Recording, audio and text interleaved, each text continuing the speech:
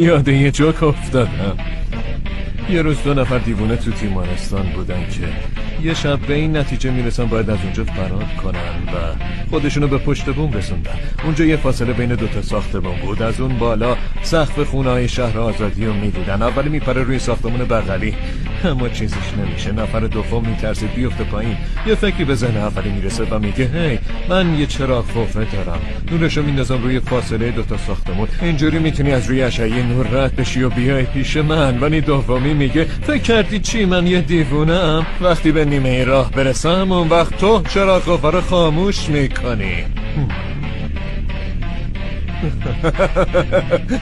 واقعا متاسفم.